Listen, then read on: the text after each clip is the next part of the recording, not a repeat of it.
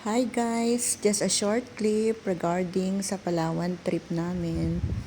Madaling araw pa lang, papunta na kami ng airport kasi ang flight namin is 8:20 ng umaga.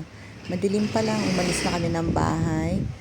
Pagdating namin sa airport, pumila na agad kami para kumuha ng boarding pass at mag-antay ng announcement kung saang gate kami pipila ulit para sa flight namin. Habang nag-aantay, nakapag-video ako ng konti para may mai-content ako. At nakapag-picture na rin dyan habang nag-aantay sa eroplano. Hindi ko alam kung saan pupunta yung mga tao at napakadami nila dyan. Basta kami, ang destination namin is Palawan. Ayan na yung eroplano namin guys, kaya pumila na kami sa gate 1. Nasa monitor yung flight namin. Kaya nakapila na kami dyan. Ayan yung monitor. Madami kaming nakasabay na foreigner. Siguro sa El Nido rin sila papunta or sa Coron. Basta ang daming tao, ang daming foreigner, ang daming gwapo. Char. Nasa loob na kami ng eroplano.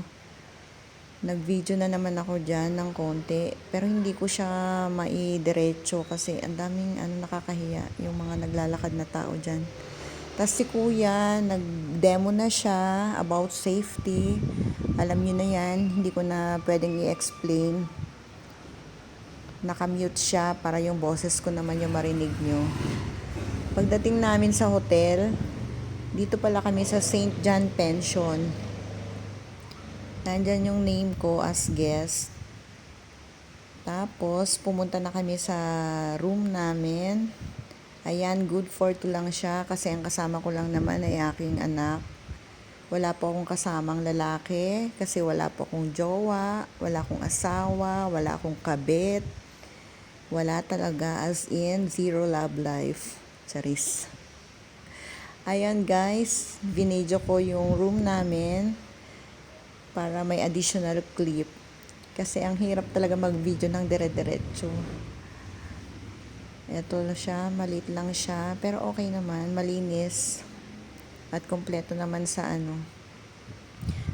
mga pangangailangan mo pag dito ka magstay.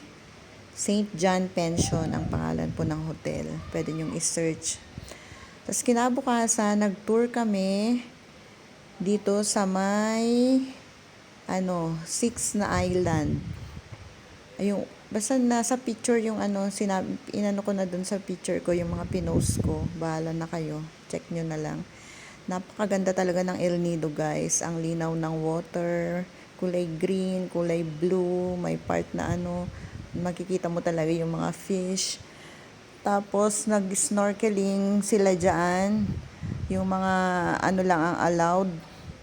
Yung swimmer, diver, yung mga yun lang kasi masyado daw malalim yung water dyan at hindi mo kakayanin kung hindi ka talaga marunong lumangoy.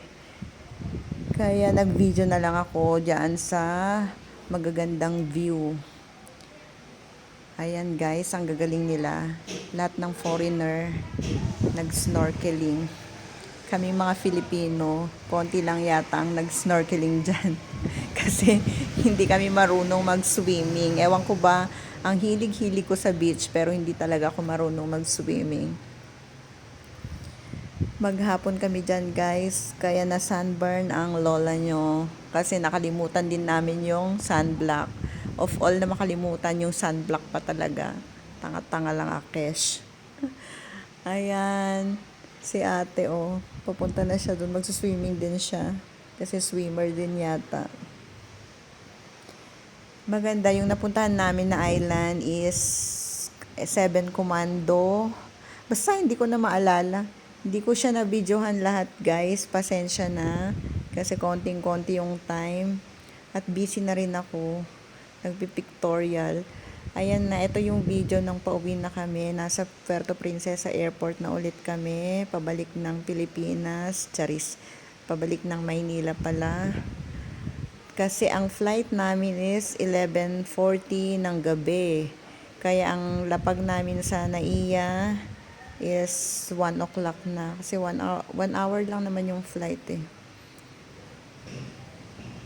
Kaya pagtyagaan nyo na yung nagawa kong video guys. At least diba narinig nyo yung boses ko. Char. Ito yung boses ko. Ito pala yung yung Puerto Princesa Airport. Oh, maganda siya, 'di ba? Inaantok na rin ako ng mga panahon yan. Bye!